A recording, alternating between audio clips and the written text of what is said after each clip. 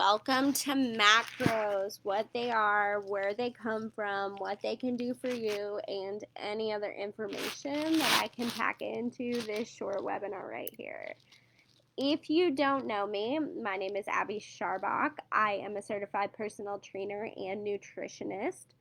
I have been in the health and wellness space here as a personal trainer for about 2.5 years, but even before that, I come from a background of an eating disorder recovery and then began to focus on exercise and nutrition for my mental health, and then began to focus on exercise and nutrition for my body. So I kind of have a well-rounded background, kind of a been there, done that type thing. So I'm really excited to just jump in here and tell you all about macros.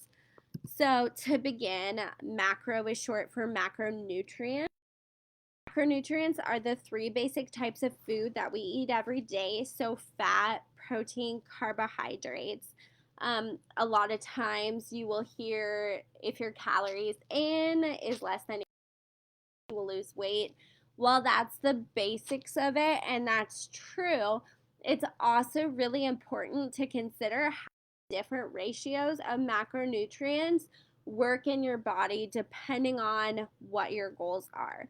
So your macronutrients are going to be equally as important as your calories in and calories out. You may see a different fad diet encouraging people to cut out certain food groups. You may see low fat or low carb diets, but in reality, macronutrients serve different purposes and they are all important depending on what your goals are.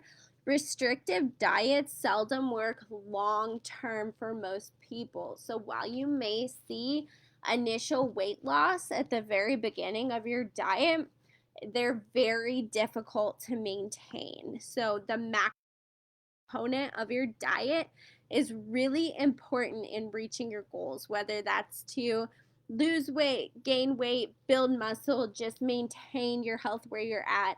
It's really important for all of those things. So when we talk about our macronutrients here, we have our fats, and these are 9 calories per gram. Then we have our protein and our carbs, which are both 4 calories per gram. And I think we should go ahead and jump into real quick what a calorie is, because I think a calorie has a very negative connotation. People talk a lot about counting their calories, and they're very important to our life, to our workouts. They're not negative. Calories are good. We all need calories. If you take in less calories than you burn in a day, you'll lose weight. If you eat exactly the same amount of calories that you burn in a day, that's how you maintain your weight. And then if you eat too many calories, people gain weight. And weight gain can either be in the form of fat or in the form of muscle. So you often hear people talk about bulking, and typically that's eating more calories than they burn in a day, and using that calorie surplus to build muscle. So the macronutrients all serve a different purpose. You have your protein, which is the main building block of all of your body's tissue. So when we work out, or however we decide to do that, we're not actually building muscle in that moment. We're damaging our muscles, and then we're utilizing to repair the muscles so that we can build muscle when we recover. So eating enough protein is really important to being able to build muscle. Protein is also great for actually speeds up your metabolism. So people often they talk about clean eating and they're wanting to lose weight. Well, somebody who eats 2,000 calories worth of carrots will not lose weight as fast as somebody who eats 2,000 calories worth of protein, because protein speeds up your metabolism. So then we have carbs. Carbs are not bad. Carbs are your body's main source of energy. Carbs get broken down by your body into glucose to feed your brain. Carbs are vital to your existence. You have two different types of carbs. You have simple carbs such as bread, rice, pasta, and sweet potatoes. These are great to eat before lifting because they give your body a quick boost of energy. They get broken down really quickly. That's why they're called simple carbs. And they give your body the energy that it needs to complete a workout. And it's more, I guess you would say, like easily accessible energy. And then you have complex carbs. These are your leafy greens, your vegetables, your fruits. They are much more nutrient dense.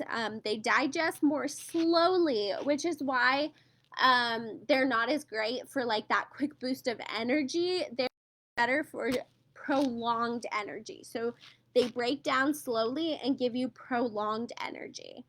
They also tend to have more fiber in them, and they're better for you to eat those more like complex carbs if you're also going to increase your protein. Then fats. Fats are not bad either. I know you will hear a lot of things about low fat diets. Fats do so much stuff for the body. They give your body energy, they support cell function, and you need them to absorb vitamins and minerals. So you'll often hear vitamins are either fat soluble or water soluble. You have to have fat in your body in order to absorb these vitamins. So we're going to move on to how to calculate the amount of macronutrients that you need in your day. And you're going to do that by looking at this calorie estimator. I took this directly from my textbook. I think this is the easiest way instead of having you write down a whole math equation to calculate what you need, how many calories you need to eat in a day. And it's broken down by activity level. So if you are a very active person with a very active job and you exercise 5 or 6 days a week, you are going to need more calories than somebody who is sedentary and does not exercise. Then you're going to choose if you want to lose weight, maintain your weight, or if you're wanting to bulk, that weight gain. And you're going to find the whatever little number it is and multiply your current body weight. And you, of course, can update this as many times as you want to. Now, from that, you probably got a number, and that's going to be the amount of calories that you need to eat in a day. So let's say that you weigh 100 pounds and you're very active and you are wanting to gain weight. So you are going to go to very active, gain weight, see that 20 to 22, and you are going to multiply that by 100 pounds, and you're going to get 2,000 calories, right?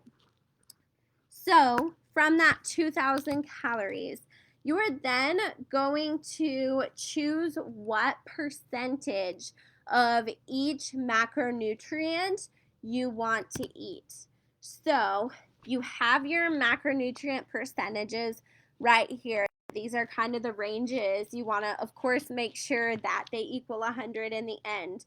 But these are kind of the ranges. Now we know that protein speeds up our metabolism. So people who are wanting to focus on losing weight will probably want to focus on their protein and their fats, while people who are wanting to focus on gaining weight will want to eat more carbohydrates.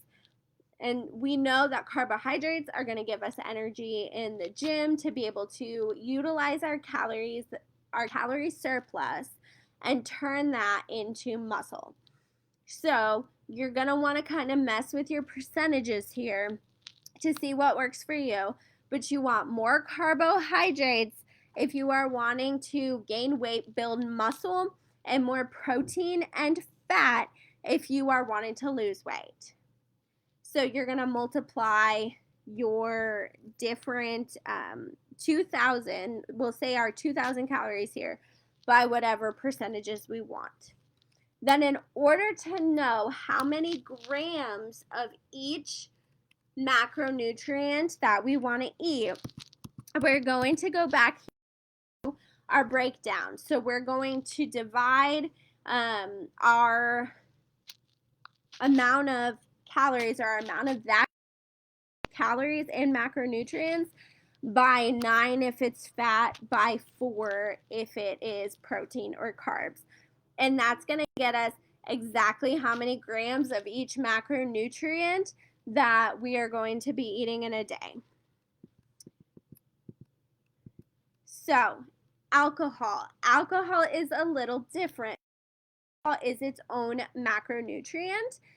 It is actually 7 calories per gram. So, as opposed to tracking it simply as carbs or fats, we're going to track it as half carbs and half fat in this case to kind of equal out to be that 7. So now that we have the macronutrients, we want to know how to track those. So we're going to do 2 things to track our macros. We are going to look at nutrition labels. Almost all foods sold in stores have nutrition labels except for produce, like that's fresh. So make sure you also read the serving size. When you're looking at the labels, there can sometimes be in a package.